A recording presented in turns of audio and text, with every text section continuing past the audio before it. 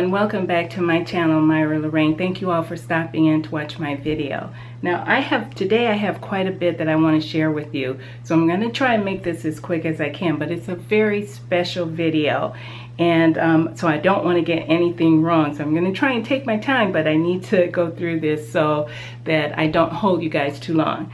But once again, thank you all for stopping in to watch my videos. You know I really appreciate it more than I can ever say. So with that said, let's get this video started. Now this is a special video, and it's a collab with me and the beautiful Michelle from The Real Michelle Sews Again on Instagram. She is a beautiful lady, and she is so colorful, as well as her clothes that she makes, and she just makes me happy to watch her videos. And if you don't know who she is, please go over and watch her channel. Everything from this video will be linked down below. But she has done this collab before with others, but this month is a very, very special month because she is collabing with a group of us. Every day for the month of September, she's doing a different collaboration for the hashtag So Purple to End ALZ 22. Now, I didn't mention this before, but Michelle, she lost her father in October of 2020, and that experience that she had was eye-opening for her, and it actually broke my heart to watch that video. But you have to watch her video, and I'll link that video below as well. But if you've not seen it, please go over, and she tells everything about the challenge. She tells her story about her dad.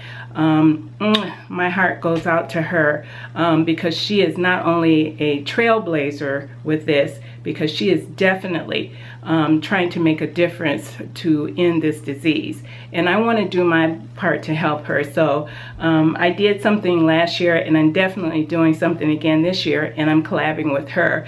Michelle and I had both decided to work on a raglan t-shirt. We're doing different patterns, but we're just doing a raglan t-shirt. Now mine, I decided to use one that I have used before, but before I show you about that, let me tell you a little bit about this challenge, because as I mentioned, it's going on for the entire month of September.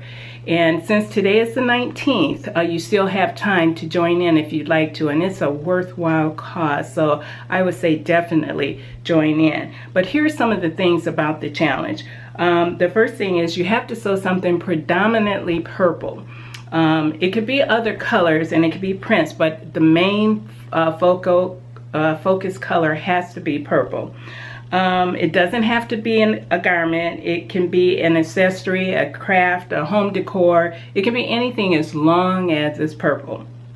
The other thing you have to do is you have to post a picture on Instagram, because this is an Instagram challenge, from the 1st through the 30th. So you have to post your picture by the September 30th for it to be included. And you have to use the hashtag So Purple to End ALZ 22. And that 22 is important because it distinguishes all of the projects from last year's project. So make sure you put hashtag So Purple to End ALZ 22.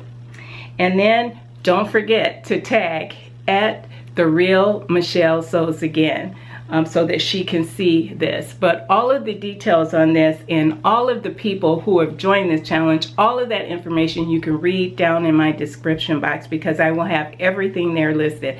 There are a lot of ladies that are actually down here that are working. And the one that's coming up behind me is, and I hope I don't ruin her name, Fatmata, and she will be coming up actually tomorrow. So you can follow hers. When you do the hashtag So Purple to End ALZ 22, you'll see all of the list of the people that have been posting their projects for this collaboration.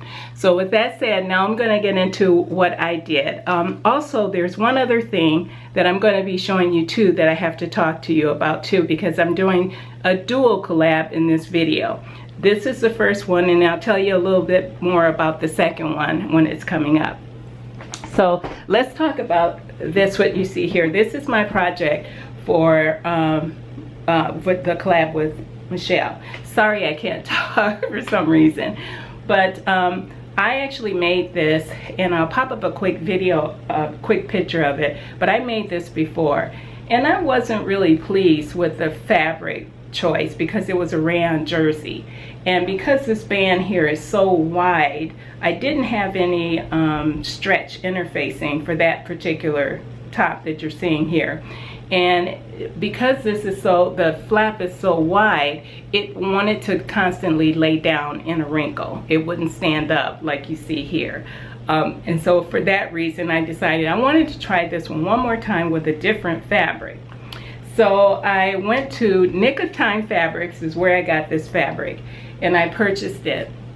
And I think they still have some available if you like the colors. But I purchased this lavender. It's like a lavender. It's actually called purple. This one is called lavender, but it's a purple cotton spandex. 100% is not 100% because it has spandex in it, but it is cotton spandex, and it works really well for this. However, I had a problem with it too, and I'll show you that in the pictures. The stripe fabric is a horizontal stripe, and it is a rayon spandex. And I thought it was going to be similar to this, but it's not. It is very tissue thin, and it is, it's a rayon, what did it say?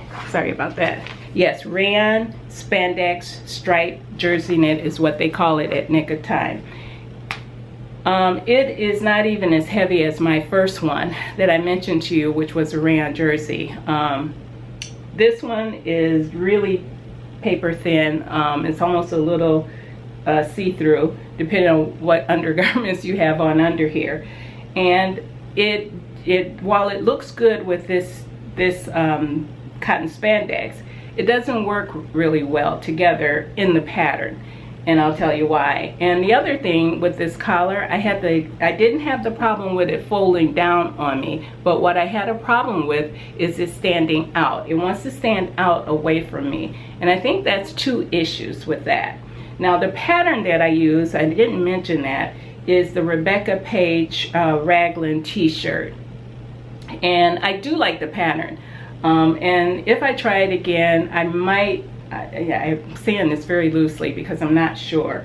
I may try it again with 2 pieces of spandex, and I'll get myself some stretch interfacing for this collar, because it does want to stand up properly, but it stands up and out away from my neck, and that could be a problem of the thinner fabric right in here, and that's one of the issues for this one. And I don't like it that way. I probably will not wear it, but I love the color scheme. Absolutely adore it. And I adore the look of the fabric and the way it goes together. I actually love this, and I wish it had worked out better for me. The other thing is the stripes.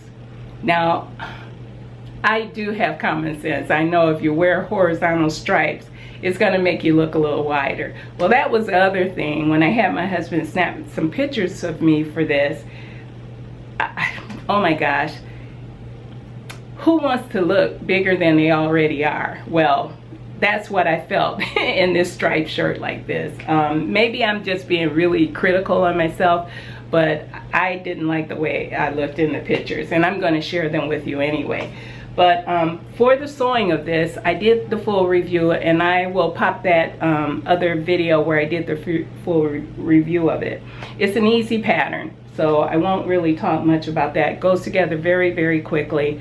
But make sure you have, if you're going to make this version, because there were several versions, if you want to make this version with the wider V-neck, make sure that you have a knit that has more structure to it.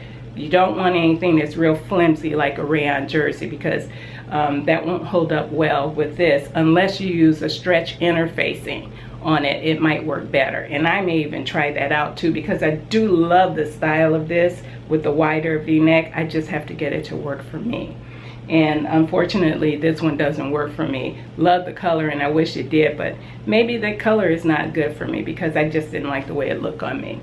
So that was it for this, and I can't wait to see Michelle's. I'm gonna, as soon as she posts hers, I'm going to run over there and take a look at hers too, because I really want to see how hers turned out and what she used. Maybe I'll switch patterns and use the one she used, but I do like the style of this one.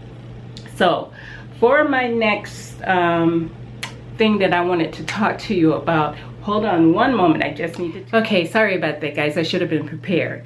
Now, the second item that I wanted to talk to you about is another challenge, and this one is being put on by the absolutely gorgeous Madi from Madi Sews for Curves on Instagram. This woman, just like I mentioned for Michelle, is a trailblazer with this challenge. She has, oh my gosh, she exceeded what she wanted to do last year, and I'm sure she's on her way for exceeding the number of dresses that she wanted to submit this year, because it is just a worthwhile cause, and it's so rewarding. I can't tell you how rewarding it is to make one of these little dresses for a girl, and that's all you have to do. Now, just like Michelle, Madi is doing this challenge the entire month of September, so you still have time. It's only the 19th. You still have time to make a dress for a girl, and I hope you do want to. All of the information for this challenge, as well as Madi's information, will be listed in the description box below. I'm trying to talk too fast, and that's why I'm stumbling over my words.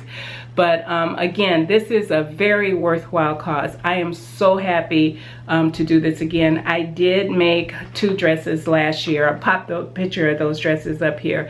They were so adorable. I absolutely love working on them and sending them to Madi. So I'm just going to let you know that all of the information, I'm actually going to link her intro video down below as well, so you can view most of the rules and the things that she discussed in detail about this, so that I don't make a mistake. And well, I'm probably going to make a mistake and miss something, but I don't want you to miss anything. So I'm going to link her YouTube video down below so you can go and watch for yourself. But I know that the dresses need to be made out of cotton, 100% cotton. That's very, very important. Also, the dresses should have no closures on them as far as zippers, buttons, hooks, that kind of thing. Nothing like that. Ties are okay. And pullover, obviously. But those are the 2 things that I know that are very important. I almost slipped up on one last year. But I made 2 dresses this year, and I'm so happy that I'm going to be able to send these dresses over to Madi so that she can add them to her list of dresses. So that's what I want to share with you. First off, I grabbed another pattern. Last year I made those 2 dresses, but I wanted to make something a little bit different this year. So I grabbed this this pattern. It's called the Oliver and S Popover Sundress. And it's such a cute little dress, and I wanted something that was cute and quick. And I kind of wanted to do it in purple because we're doing the purple challenge. So this is for the purple challenge, as well as this is for the hashtag Sew Purple to NALZ22, as well as Project Dress a Girl 22. So I'm going to show you the dresses that I made. This first one I made 2, and this first one I made in a size 4.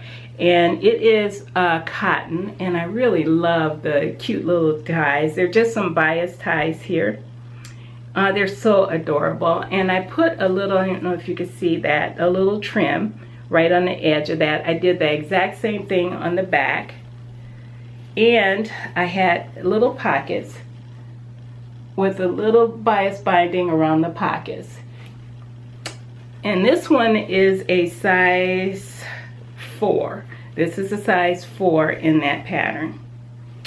And I also made a second dress, and I kind of coordinated it. I used the same fabrics, but I flipped them around for the size 4, the size 8.